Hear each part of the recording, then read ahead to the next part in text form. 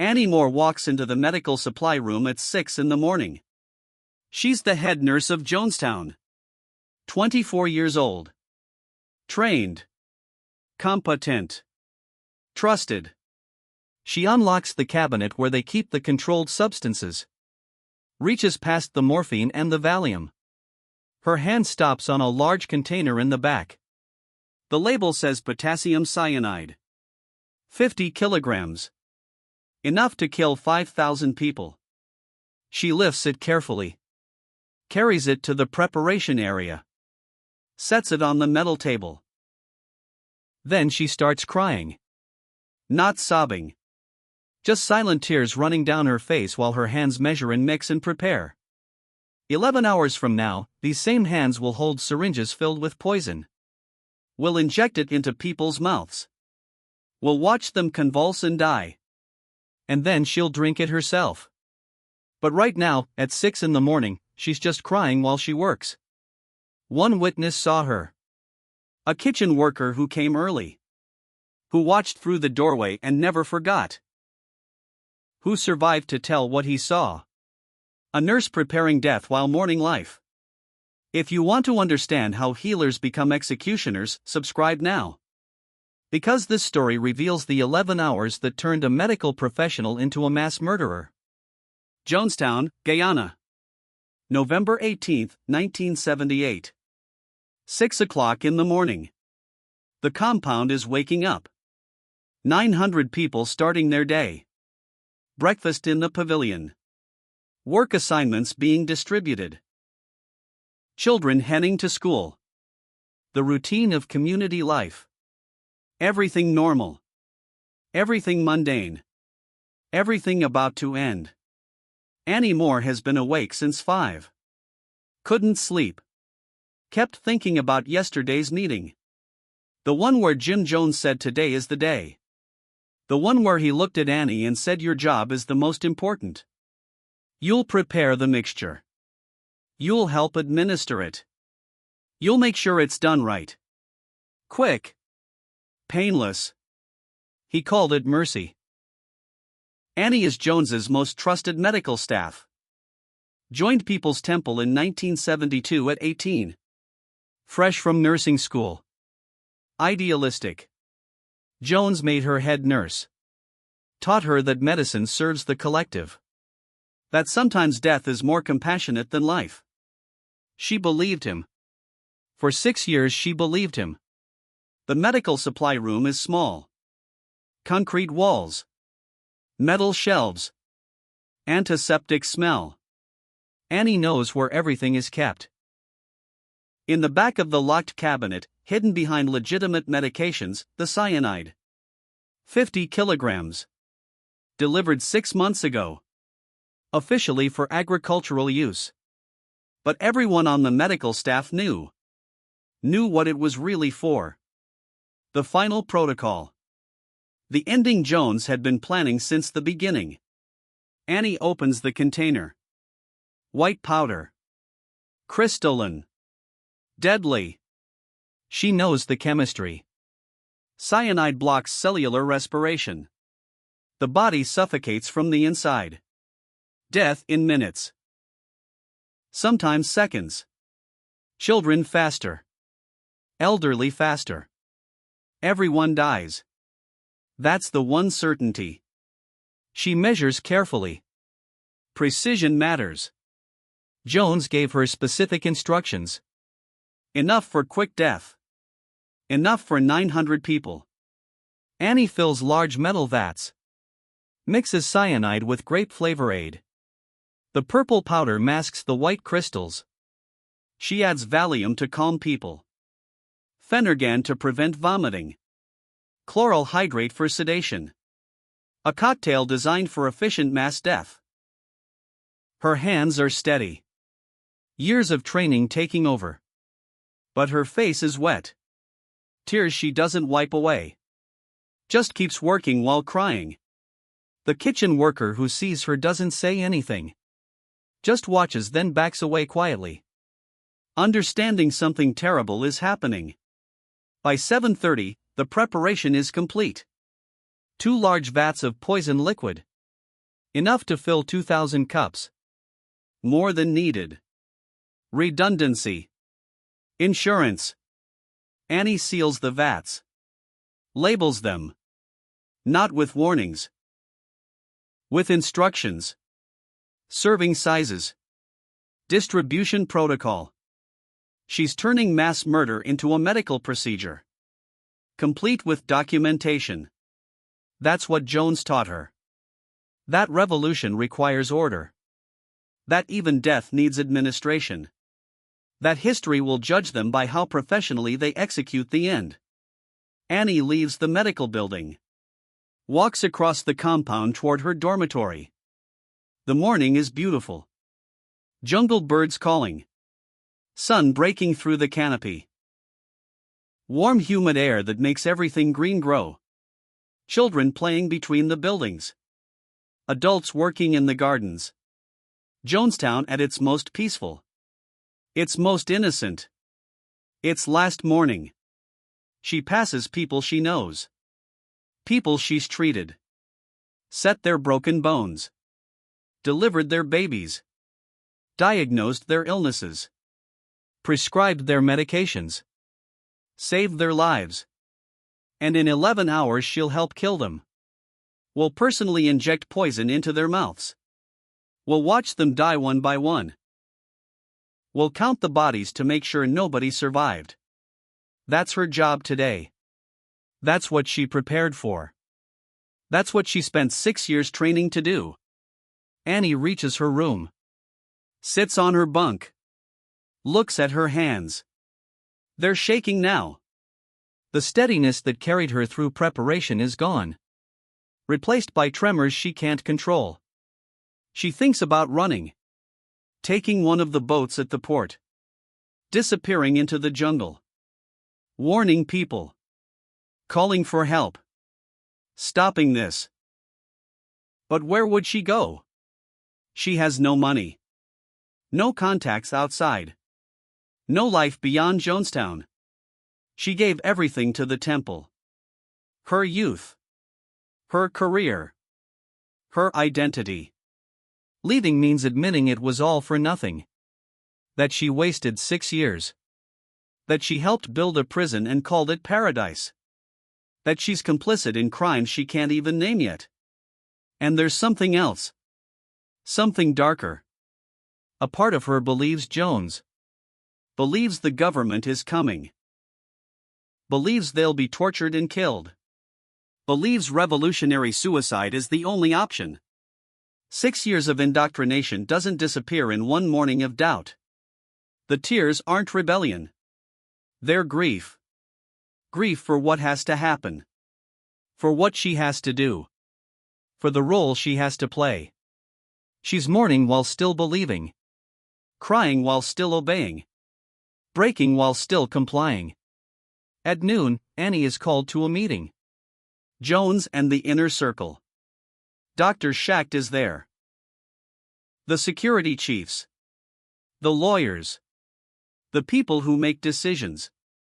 Jones looks worse than yesterday. Hasn't slept. Pupils dilated from drugs. Sweating through his red shirt. He's deteriorating fast. The paranoia consuming him. But his voice is calm when he speaks. Controlled. Certain. Congressman Ryan is dead. Killed at the airstrip. The government will come now. Helicopters. Soldiers. They'll kill everyone. Torture the children. Destroy everything we built. We can't let that happen. We'll choose our own ending. Dignified. Together. The way we planned. He looks at Annie. Is everything ready? She nods. Can't speak. Just nods. Good, Jones says. We'll gather everyone at 5 o'clock. Tell them what happened. Give them the choice. But we both know there's no choice. Not really. Not anymore. After the meeting, Annie has 5 hours. 5 hours before she becomes a mass murderer. She spends them doing normal things. Eating lunch. Writing a letter she'll never send. Organizing her medical supplies. Cleaning instruments that won't be used again. Going through motions of normal life while knowing normal ended this morning when she measured cyanide into vats. At 4:30, the speakers throughout Jonestown crackled to life. Jones's voice. Everyone to the pavilion immediately. Emergency meeting. Everyone must come now. The compound empties. People running. Confused. Scared. Knowing something bad happened but not knowing what. They gather in the pavilion. 900 people crowded together. Standing room only. Children in front. Adults behind. Everyone looking at the stage where Jones stands. He tells them about Ryan. About the shooting at the airstrip. About the government coming to kill them all. His voice rises and falls. Sometimes shouting. Sometimes whispering. Building to the inevitable conclusion. We have one choice. Revolutionary suicide. Die on our terms. Die together. Die free. The crowd erupts. Some crying. Some screaming. Some trying to run. But the guards block the exits. Nobody leaves. Jones keeps talking. Calm now. Soothing. It won't hurt. We've made it painless. Medical professionals prepared it. Quick. Peaceful. The children first. They won't even understand. They'll just fall asleep. Then everyone else. Together. As a family. Annie watches from the side of the pavilion. The medical staff is assembled. Ready to distribute. Ready to administer. Ready to do their jobs. Dr. Schacht brings out the vats. The ones Annie prepared 11 hours ago. The ones she cried over while mixing. The ones that look like grape punch but contain death. He starts filling cups. Plastic cups. Like a picnic. Like a celebration. Like anything except what it is. Jones calls for the children first. Bring the babies. The infants. They go first. Quick. Painless. Before they can be afraid. Parents come forward. Holding their children. Some resisting. Some resigned. Guards push them forward when they hesitate. Annie receives a syringe. Large. Meant for injecting liquid into mouths. She fills it from one of the vats. Purple liquid. Smells like grapes with something chemical underneath. Something wrong that the flavor can't quite hide. The first child is brought to her. Infant. Maybe 6 months old. Mother holding him. Crying. Begging. Please. Please don't. Please. But the guards hold her. Make her hold the baby still. Annie's job is technical. Open the mouth. Insert the syringe. Inject. Make sure they swallow. The baby fights. Tastes the bitterness. Tries to spit it out. But there's too much. He swallows. Starts crying. Then convulses. The cyanide is fast. 30 seconds. The crying stops. The baby goes limp. Annie checks for a pulse. None. She nods to the medical recorder. Confirmed. The mother screams. Collapses. Still holding her dead child. The guards pull her away. Bring the next one. This continues. Child after child. Annie stops counting after 20. Her hands work automatically. Fill syringe. Inject. Confirm death. Next. Fill syringe. Inject. Confirm death. Next. Her face is blank now. No more tears. No more emotion. Just procedure. Just following orders. Just doing her job. That's what she tells herself. That's how she keeps functioning. By pretending this is medicine. This is mercy.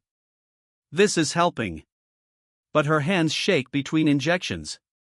And she won't look at the faces. Won't look at the eyes. Just the technical aspects. Open mouth. Insert syringe. Confirm death. Next.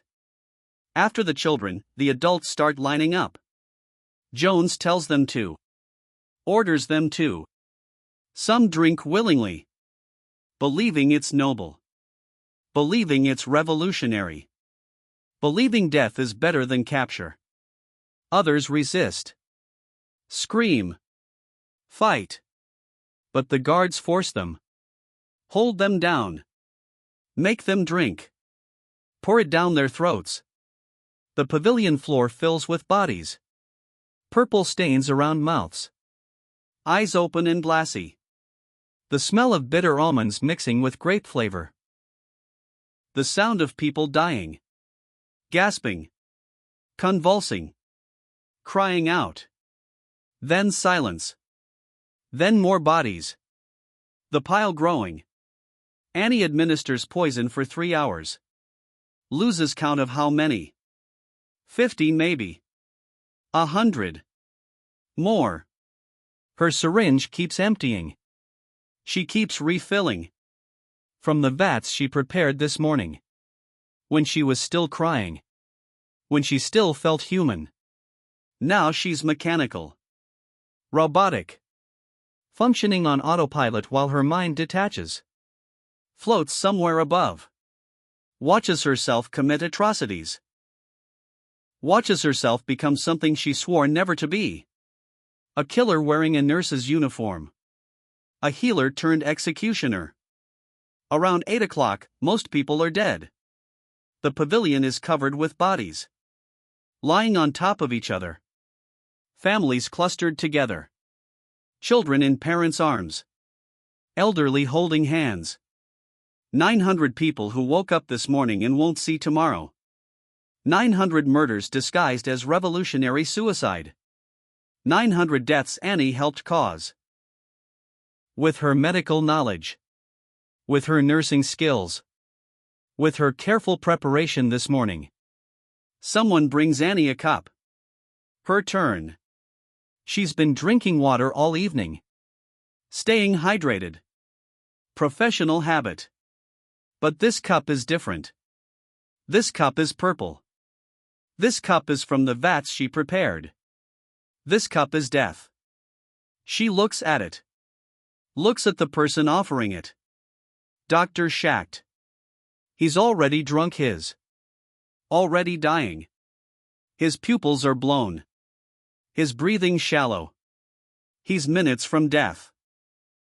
But he's making sure everyone else drinks first. That's his job. That's what Jones ordered. Annie takes the cup. She could refuse. Could run. Could try to survive even now. Even at the end. But where would she go? The compound is surrounded by jungle. The bodies are everywhere. The guilt is overwhelming. The weight of what she's done crushing. She spent 11 hours knowing this would happen. 11 hours she could have stopped it. Could have warned people. Could have sabotaged the poison. Could have called for help. But she didn't. She prepared it carefully. Measured precisely. Mixed professionally. Did her job. And now 700 people are dead because she was good at her job. She drinks. The taste is exactly what she expected. Bitter under the grape. Chemical. Wrong. Burns going down. Her medical knowledge tells her exactly what's happening. The cyanide entering her bloodstream. Binding to cytochrome C oxidase. Blocking cellular respiration. Her cells suffocating. Her organs failing. Her brain dying. She has about 90 seconds. Maybe 2 minutes. She's young. Healthy. Takes longer for healthy people. She lies down on the ground. Next to Dr. Schacht. Next to the other medical staff. Next to the people she killed. Her vision blurs. Her breathing stops. Her heart slows. In her last seconds, she thinks about this morning. About crying while preparing poison.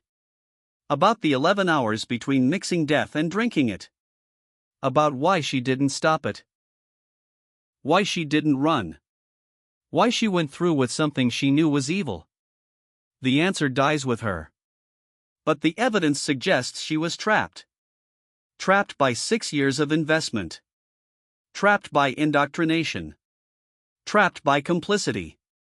Trapped by the impossibility of admitting she'd helped build something monstrous. Easier to die. Easier to become a victim than face being a perpetrator. Easier to drink the poison than face the families of the people she killed. The children she injected. The trust she violated. The oath she broke. Annie Moore died on November 18, 1978. 24 years old. Head nurse of Jonestown. One of the last to die. Her body was found with a syringe still in her hand. Still working. Still administering. Still following orders until the end. The letter she wrote that afternoon was found in her dormitory. Never finished. Never sent. It said, "I don't know if I believe anymore. But I don't know how to not believe." 6 years is a long time to be wrong. That's the tragedy of Annie Moore. Not that she was evil.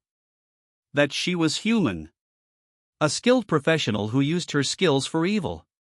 A healer who became a killer. A nurse who prepared death instead of life. And she did it while crying. While knowing it was wrong. While hating herself for doing it. But doing it anyway. Because stopping meant admitting 6 years of complicity. 6 years of helping Jones control people. 6 years of administering medications that kept people docile. 6 years of treating injuries Jones's guards inflicted. 6 years of being part of the machine. And admitting that was harder than drinking poison.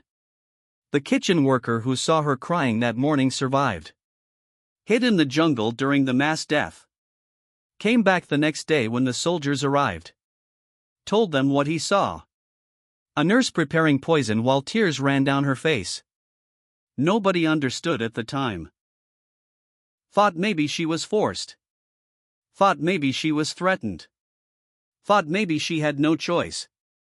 But later evidence showed she did have choices. Had 11 hours of choices. Could have sabotaged the mixture. Could have warned people. Could have run. But she made the choice to comply. To prepare. To administer. To kill. While crying the whole time. That's what makes her story so disturbing. She's not a monster. Monsters don't cry while preparing poison. Monsters don't shake between injections. Monsters don't write letters questioning their beliefs. Annie Moore was a normal person who did monstrous things. A professional who used her profession for mass murder. A healer who chose death. And she made that choice 11 hours before she died. Made it when she measured cyanide into vats. Made it when she mixed it with precision. Made it when she labeled it with instructions. Made it when she sealed the containers and walked away. Everything after that was just following through. Just executing what she'd already decided. Just finishing what she started. The 11 hours between preparation and death weren't hesitation. They were resignation. Acceptance. Grief for what she was about to do. But not refusal. Not resistance. Not rebellion. Just tears and compliance. The most dangerous combination in human nature. The ability to know something is evil and do it anyway. To cry while killing. To mourn while murdering. To hate yourself while harming others. That's what Annie Moore represents. The banality of evil wearing a nurse's uniform. The professionalism of genocide. The precision of mass death. Measured in kilograms. Mixed in vats. Administered with syringes. Documented for history. Medical expertise turned into murder. Healing hands turned into death. 11 hours that killed 900 people. Starting with tears at 6 in the morning. Ending with silence at 8 at night. Annie Moore. 24 years old. Head nurse. Mass murderer. Victim. Perpetrator. Both. Neither. Just human. Just tragically, devastatingly, irreversibly human.